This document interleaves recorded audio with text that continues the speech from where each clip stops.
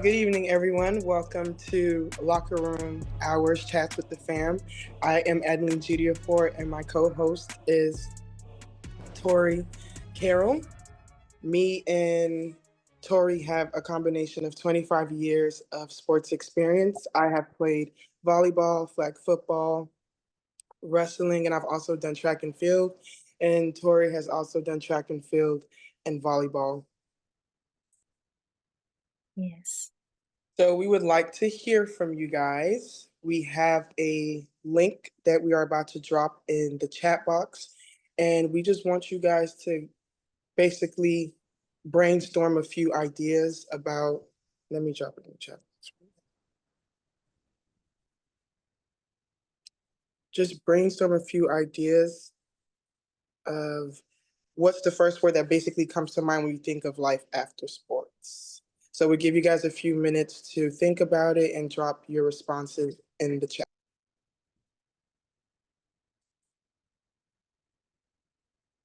Okay, we have transition, boredom. That's real. Workforce, uncertainty. Definitely feel that. Um, Identity foreclosure. We will That's a good definitely one. start talking about that. Identity, adulthood, anything that comes to your mind for real. Just Purpose. sport in there. Mm-hmm. We'll give y'all a couple more seconds.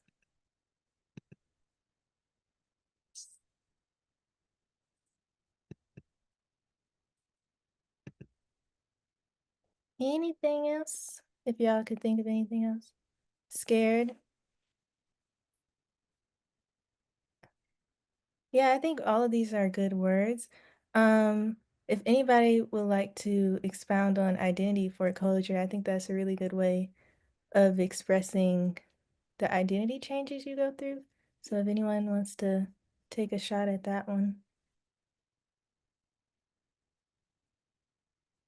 I wrote that. I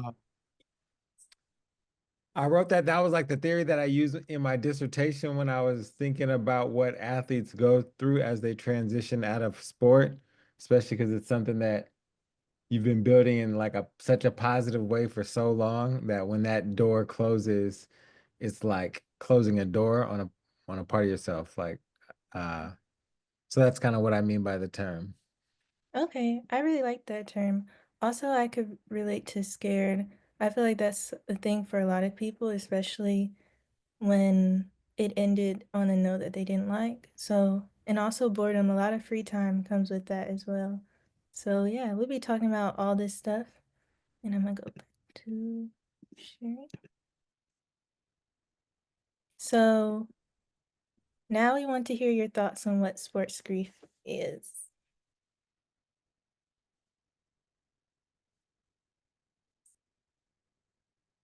Anybody? I can what do we think it is? Yeah. If you had to define it for yourself. I would think it's that senior night when you're playing that last game and that game ends and it's like it's really over, you know? Like you've been working for it for like however many years, 10 plus, whatever, but like coming to the end of that road. Absolutely. Milan said, I think it can be grieving injuries or just falling out of love with your sport. Does anybody else want to take a shot at answering that question as well? I believe is like coming to the realization that this may be your last time playing that sport and that you have to find your actual purpose in life, because for me, I know that playing volleyball is not my purpose. This is not something that I know that I'm not feeling this urge just to play volleyball. So that's learning what I am really meant to do and understanding like it is going to come a time where in your life where like volleyball isn't going to be there always. Yeah. Yeah, definitely. So, yeah, we're gonna give y'all the term that we think Everybody was right, but Yeah. So basically, sports grief is the grief associated with retiring from a sport. It's similar to the grief that you would have with the loss of like a loved one or a pet, or it can be, it's just an intense feeling that is hard for you to gauge and work through during this transition. And I really feel like it's important that we touch on sports grief in general because I really do believe that every athlete goes through it, and it's also important that we have the proper resources to navigate through these feelings because it's a lot for you to it's a lot to go through because you've dedicated so much of your life to playing that one particular sport that is like when it's finally just gone, like there's no way for you to, you can't say, oh, I got a COVID year or I have this or I have that. Like there's really no way of getting back into what you love so much that you have to just find a way to just find yourself outside of it. So it's really important that we touch on identifying and processing through sports grief. so yeah, it's basically we talk about it just to normalize and support athletes going through this transition because we don't want anyone to feel like they have to go through those emotions or no alone or not even know what emotions they're going through. So so we have 5 stages of grief. This is a model that a lot of psychologists use, and we wanted to give it to you so you guys have knowledge of eventually when you retire from sport or just any type of transition in life that you know these emotions so you can ground yourself. So the first one is denial.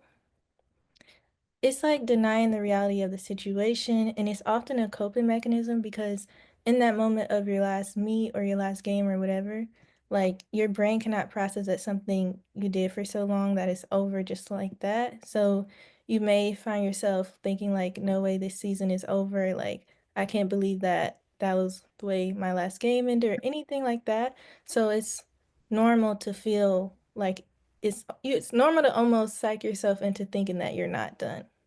And the next stage is anger. So you may have feelings of resentment due to the pain of the loss of a sport that you love. We always like to say, be wary that this anger isn't casted onto others. So a lot of times during the grief phase, you may feel resentment, but you don't know exactly where it's coming from at that time, especially when it's fresh. And we just want to make sure that when we're interacting with people, we don't put that anger onto other people that don't deserve it. And this can just be like anger regarding coaches and performances. So, yeah. I would also say with the anger part, I feel like that's one of the stages that I really went through and I struggled with.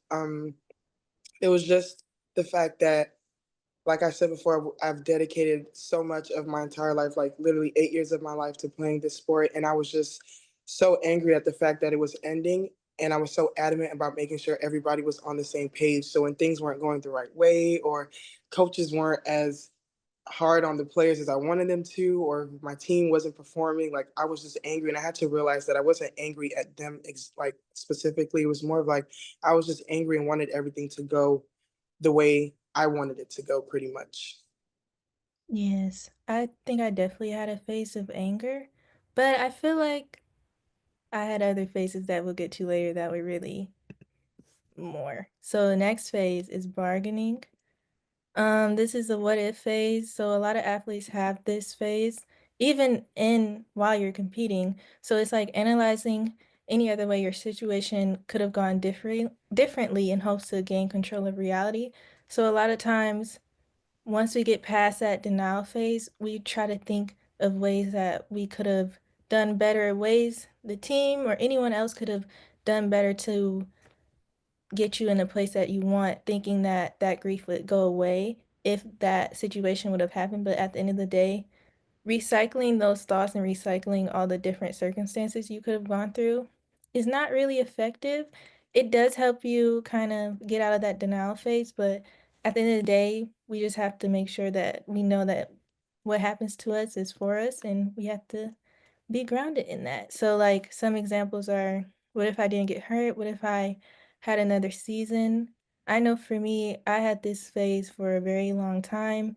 I had a lot of coaching changes, and with that, it was like so many different ways that could have gone. Like if one coach stayed, if one coach left, like what if I stayed at one school instead of going to another school, or even what if I had transferred earlier? All those things that at the end of the day, we can't stress over that stuff, but it is normal for you to feel that and feel those thoughts circling through your head. So, yeah.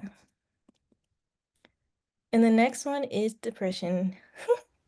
You feel the weight of what you lost, and you may have feelings of deep sadness and confusion. And oftentimes you may find yourself crying about the situation, or you may even be sensitive to conversations about sport. So, Yeah. The depression part, I feel like that's like the realest stage of out of all the five. Um, I felt that especially when my season finally ended. Like, I feel like it hit me once the game was over, and I just sat there and I watched all the sophomores and freshmen and everybody, like they just walked off and was like, "Oh, we got like a few more years, so we're good." And I'm just sitting here like, "Wait, no, this is done." Like, there's no more. I'm done, and I'm just sitting there crying hysterically. And me being the strong person that I am, I'm like, you know what? I'll get over it by tomorrow. Nope. Tomorrow came, I was still crying. The day after that, like, it was just too much. And then even being at the school and people asking me like, oh, so how does it feel for you to be finally be done? And I'm looking at them like, are y'all serious?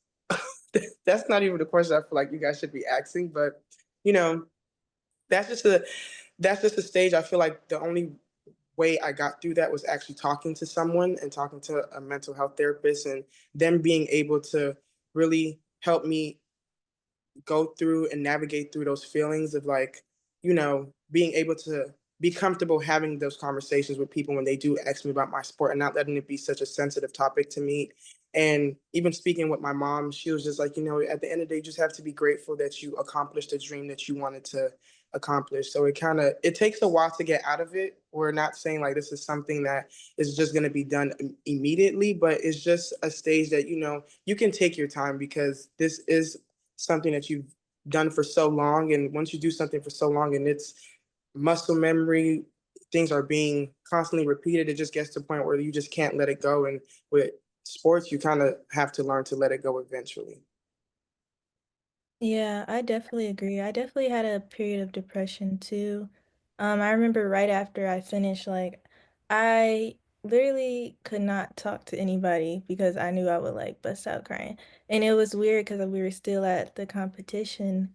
So I was really just trying to like be with myself. And like it seemed like I was standoffish to my teammates, but they all understood at the end of the day.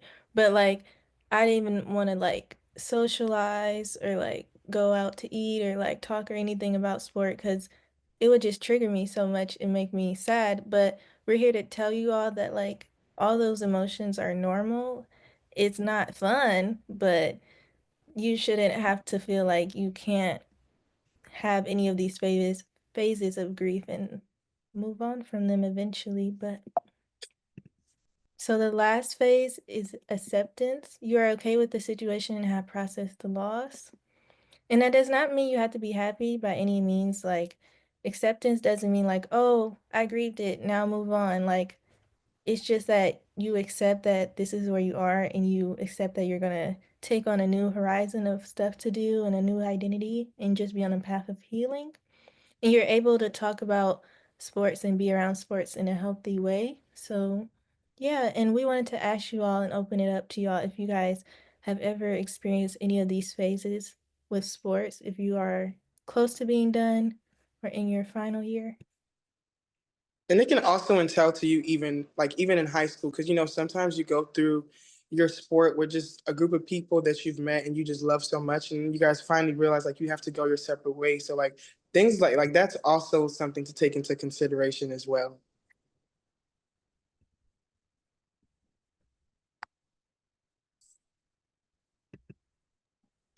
I think for me, I've experienced the anger part, but not just off the simple fact that like, because I'm a freshman in college, so like the only time I've experienced like maybe becoming like the end of something is probably high school, but like the anger came from like me being hard on myself and being mad at myself for like believing that I should have done more, and like I came and fell short of not doing what I needed to do.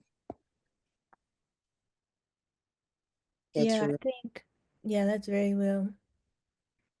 I think that could be hard because when you feel like you could have done more, that is a hard pill to swallow.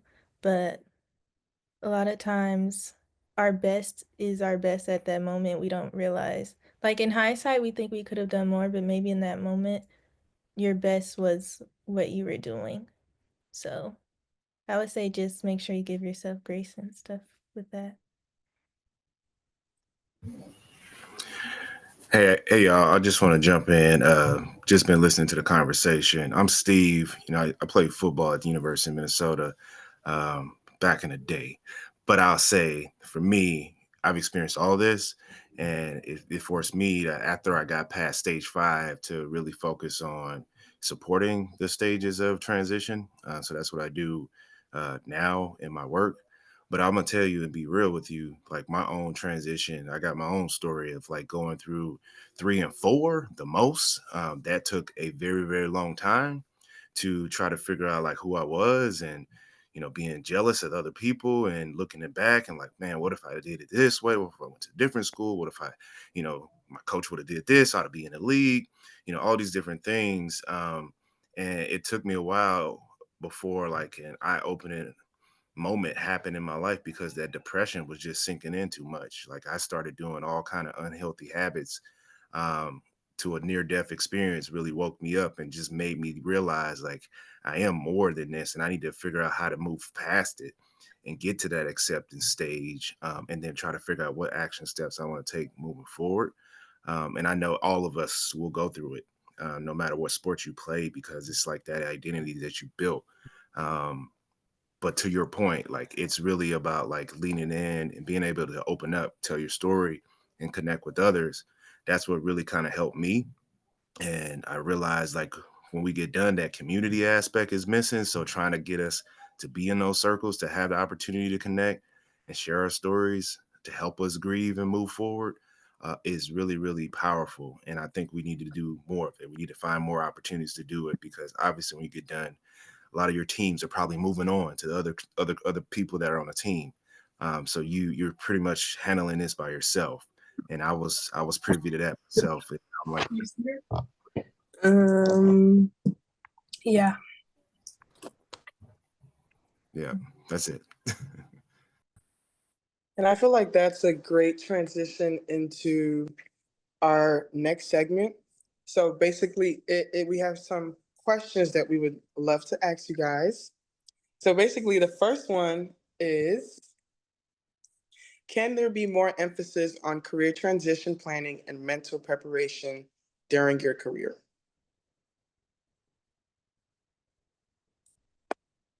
So you guys can feel free to speak up, or you guys can put your responses in the chat box. I want to speak on that.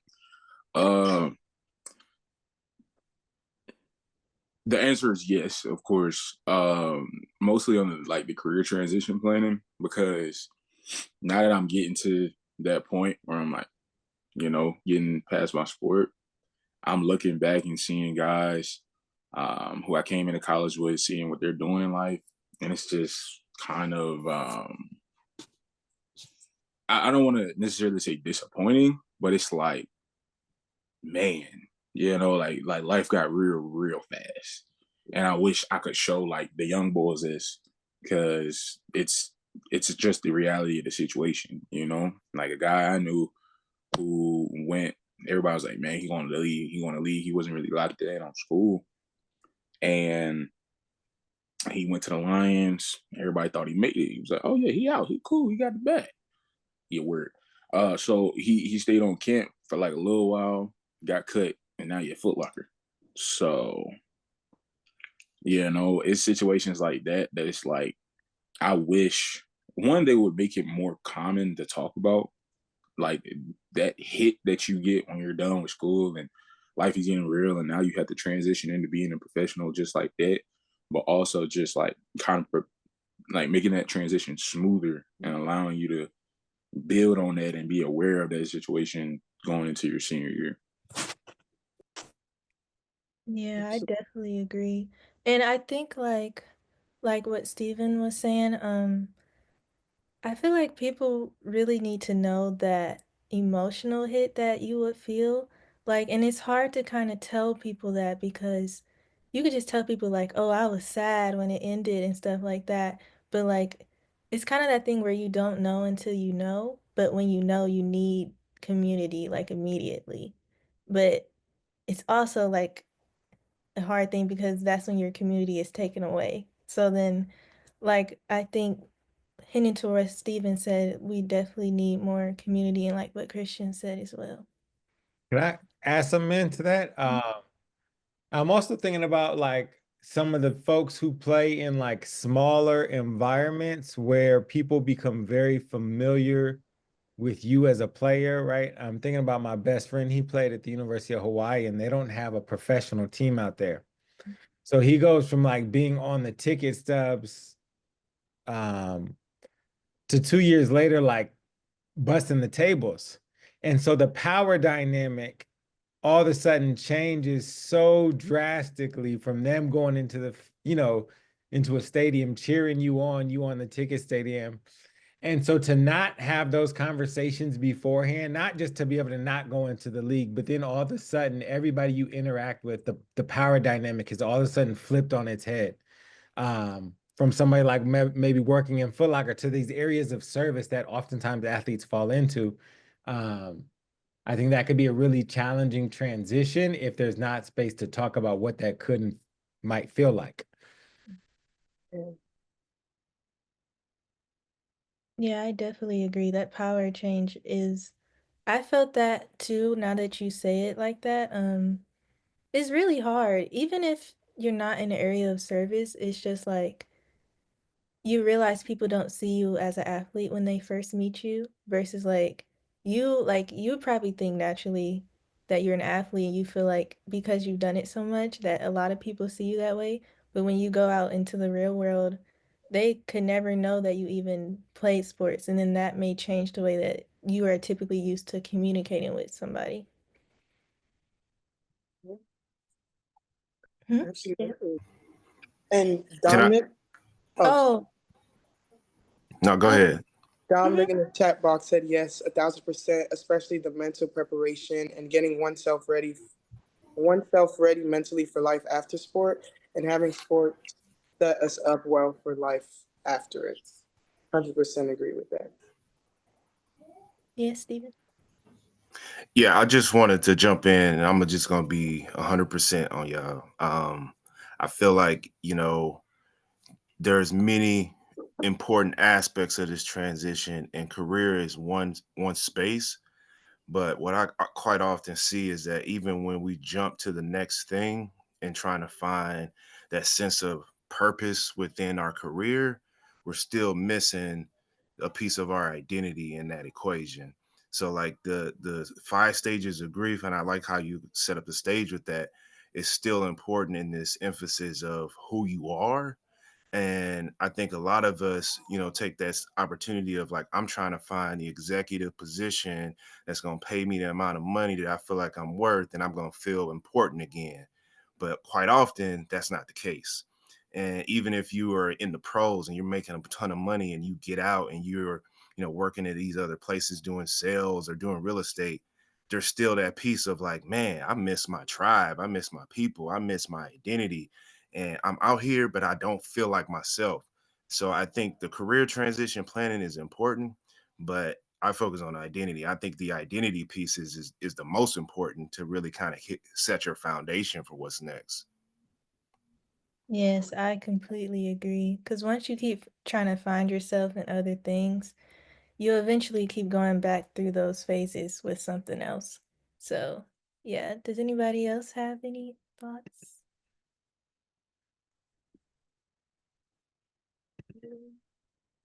No. Nope. Okay. So this next question, I feel like it's really important to me. But the question is, do you think you are pressured into being unbothered by your career ending, even though you are struggling emotionally? So I'm gonna answer. I'm gonna actually start off with that question. Um, I do feel like I was pressured into like pushing my emotions to the side because of the position I was in on the team. Like I was in a position of like leadership where I felt like I didn't really have enough time to or even had the space or opportunity to really reflect on my feelings. And I just had to be strong for everybody around me in the moment. So, like, it's not like somebody was on my back saying like, no, you can't feel this type of way, like you can't do this. It was more of like I put myself in that position of like, no, Adlene, this is your last year. You need to make sure everything is in order. Like you don't have time to feel this type of way, or you don't really have the opportunity to do that, and you can worry about everything else after. And I feel like that's when the 5 stages come in, because it's like you suppress your feelings so much, and then once everything hits you, um, like Steven said, you start doing things that you like is very out of the ordinary, and it's like you're trying to find ways to subside those feelings because you no longer have an outlet to subside those feelings with.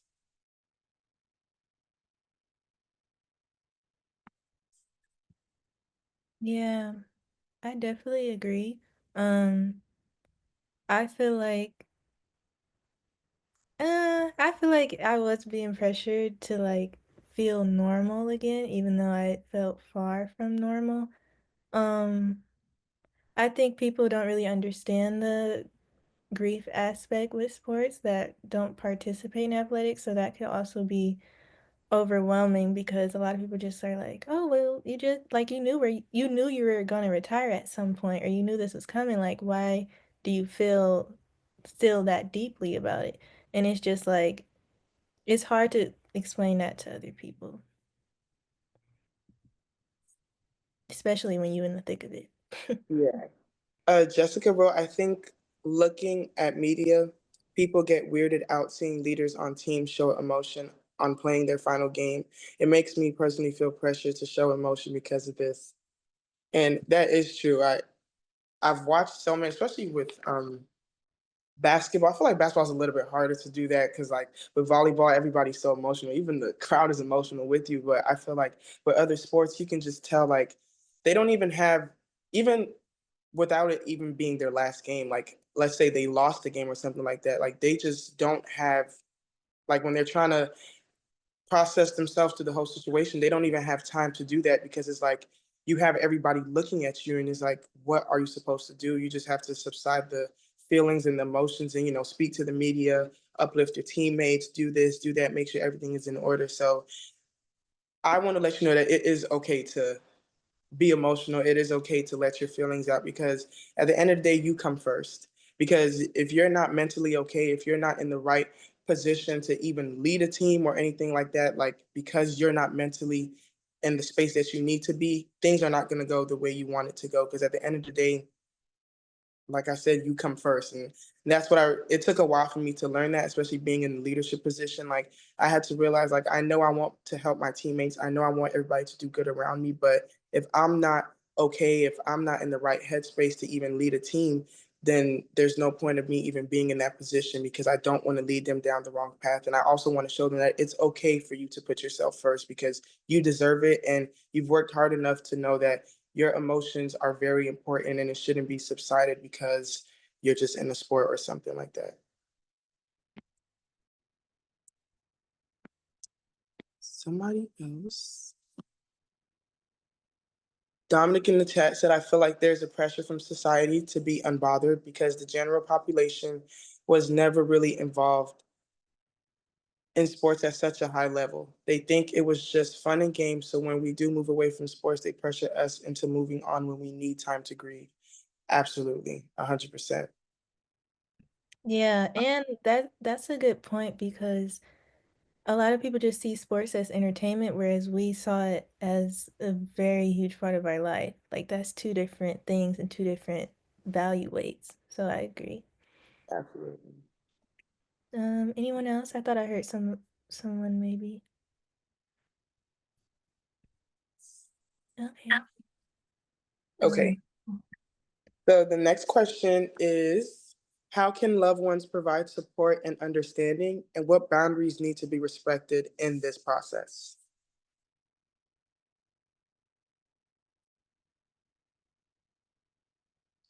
So the reason why this question was added on here is because I know when I've talked to a lot of people, their responses has always been like their family is their support system. And sometimes our family members are not athletes. They haven't experienced what we've experienced. So sometimes they just don't understand what you're going through in the moment. I know my family is my support system. I have four younger siblings, and they are all athletes, so they understand what I was going through when I finally got to my last game. But my parents, who weren't really involved in athletics like that, when I called my mom and I'm crying, she's like, "Why are you crying?" I'm like, "Oh my gosh, this is not the person to be calling right now." But I had to explain to her like, "Mommy, this is something that I've done for a very long time, and like I understand that you don't understand what I'm going through, but at the same time, I want you to respect the fact that I need time to get myself together again because I no longer have sports to go to anymore. I don't have like that outlet because me growing up, I was a very like strong-willed child. Like I was really like going at it with people, and sports was my outlet, and not having that and having to grow up with it and then it being taken away all of a sudden, it was a lot for me to handle. So being able to let my family and my friends know, like, hey, you guys, like I may be off for a couple of weeks, but I just want you to respect that time that I'm about to take off because I might be a little shaky. I might not want to talk to you guys. Might not want to go out and do stuff. It's like I just want to take time to process these feelings that I'm going through right now.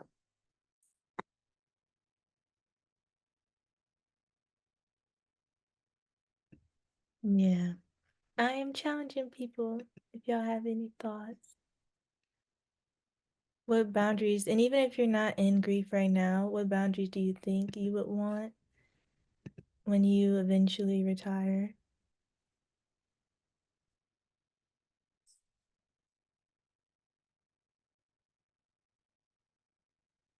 Uh, Josh said, I feel like the best way they can support is to validate those feelings we have going through the transition and be a listening ear. Yeah, that's very important. Sydney also said, I think giving grace is something that should be respected in the process.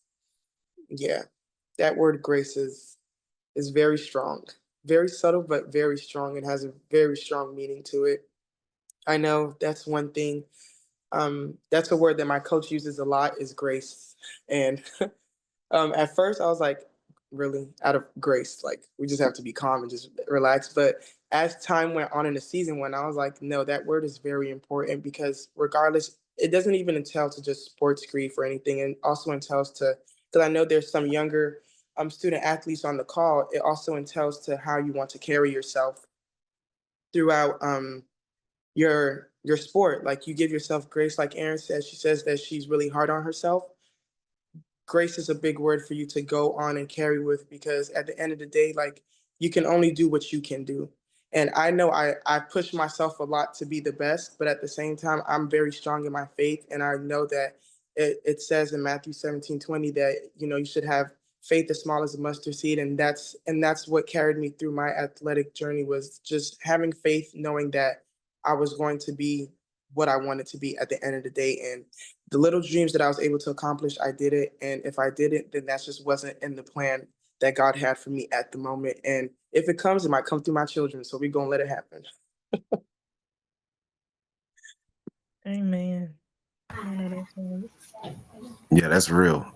Man, And I love what you kind of pointed out too about like sometimes your parents may or may not understand the full brevity of what you're going through if they haven't played a sport.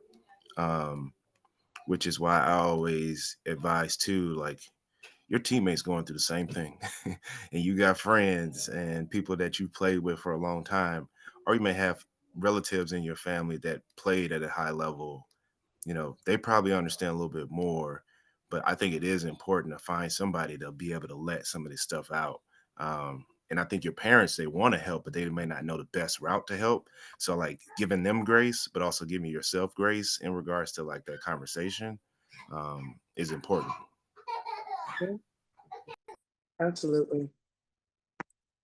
So with that, we have our final question. And it is, can the grief from a tough season transform into motivation for future success? And if so, How?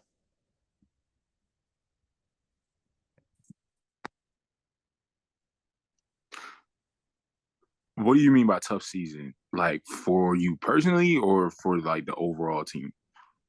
Um, just I would say in both aspects, but it's mainly like maybe I wouldn't use tough season.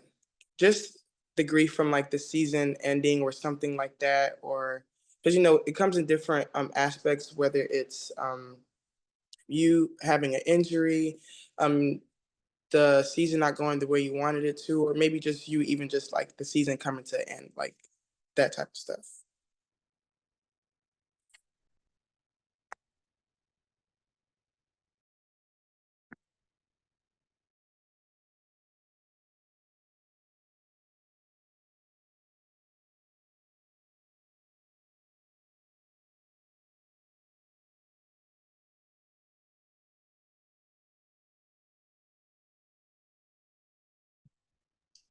I think yes. I think um kind of relating to what we were talking about earlier with the 5 stages of grief. I think what's important is to be able to work through those first before you start to get into your career field. Because it's a different world, and you need your head with you. You need to be at the top of your game. And you need to be focused because like I want to go into finance. I'm learning everything from the ground up, like I'm playing a whole different game with a whole different set of rules. The ambitions is different, the drive is different. So you kind of gotta come at it a different way. And the only way for you to put yourself in the best position to win and to put yourself in the best position to be the best you within that new career is to be able to close the door the right way on that past identity that took up so much of your life. Mhm. I definitely think it can. And with me, I haven't experienced this grief yet, but I know like as time goes on and like as my years in college, like, become more, I am going to experience it, but I know that I will get through it. And for me, my motivation would be coming from just God being with me to allow me to see that on the other side, like I am going to get through it and I can like overcome those feelings and things like that. So I feel like in that situation, God would be like my motivation, seeing as though he got me through that. I'm not done. Like it's more for me. So that would be my motivation to like continue to do what I'm here to do and like step into my purpose more. Love that. Yes. I definitely think leaning on faith is a really good, like, you need it for your existence. So, like, I always recommend that. And I feel like the grief can just show you how strong you are as well. Like, sometimes we forget how strong we can be. Like, of course, we're strong physically and stuff, but we go through a lot of emotional stuff that really shapes us and helps us in the future. So, anyone else?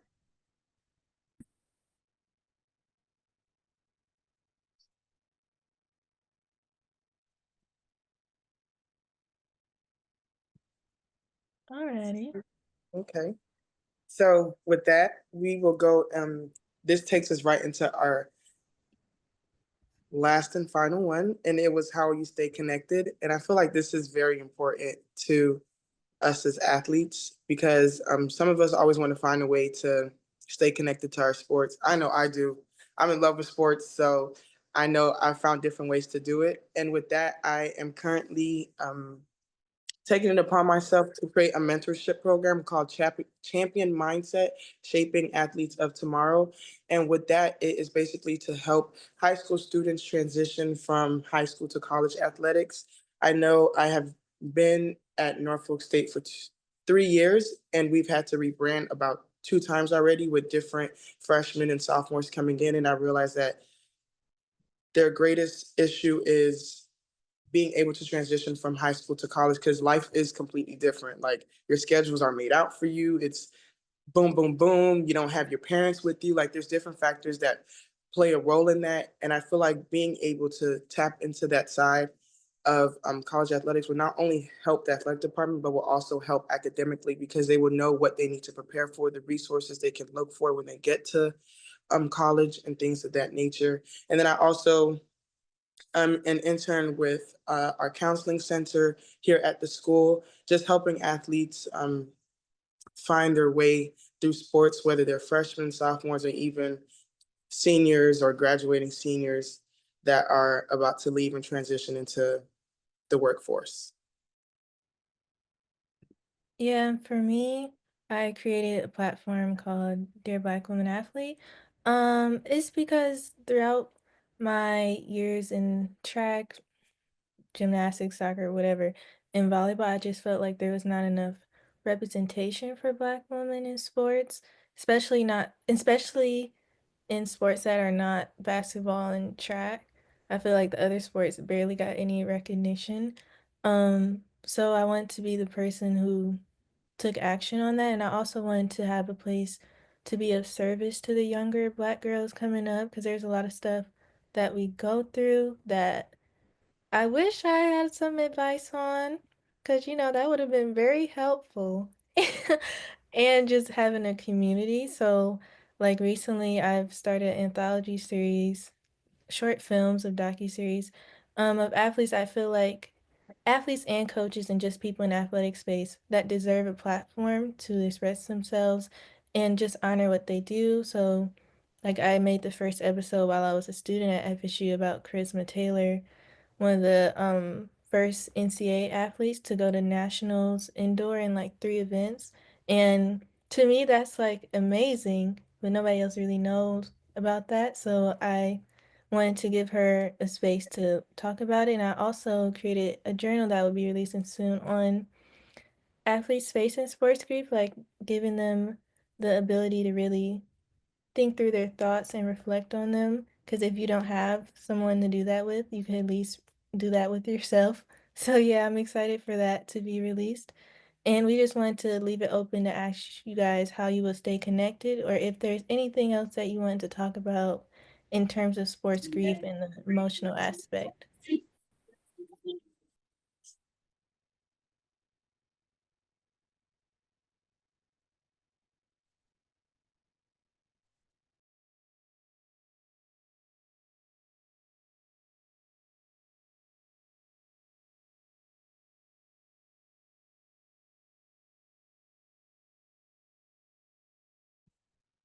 Um, well, I could give you all just a few ideas. We came up with a few ideas to stay connected to sports. So there's a lot of sports careers that could be like behind the scenes work or ticketing or operations. There's also a lot of volunteer service that I feel like goes underlooked with like equipment drives and all of those types of things.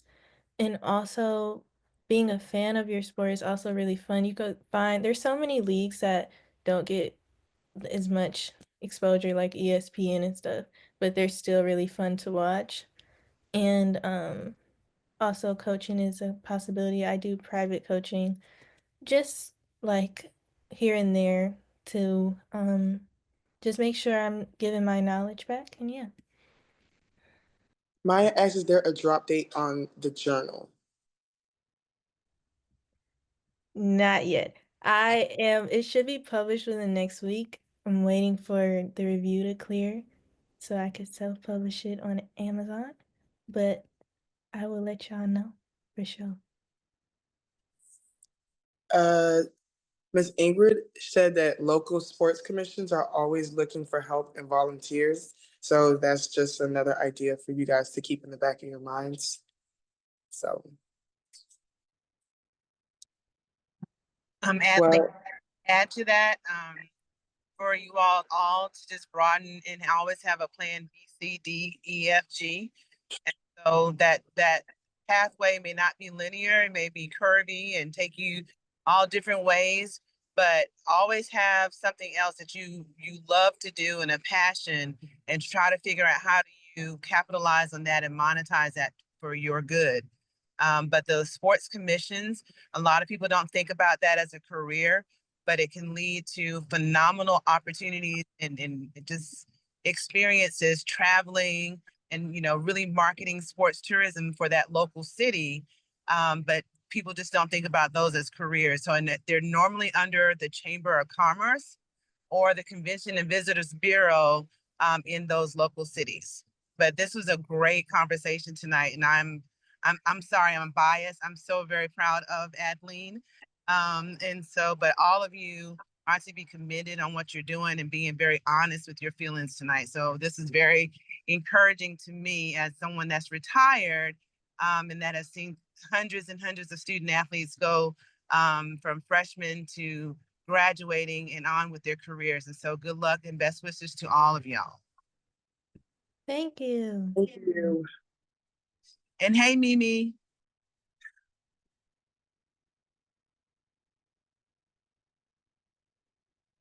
So if you guys don't have anything else, we want to thank you guys so much for coming out and being a part of this workshop tonight. We greatly appreciate it. We thank you guys for all the feedback that you guys have given to us. We we hope to see some of you guys. If you guys haven't signed up for the Black Student Athlete Summit, we hope to see you guys there this year in Chicago. So yeah.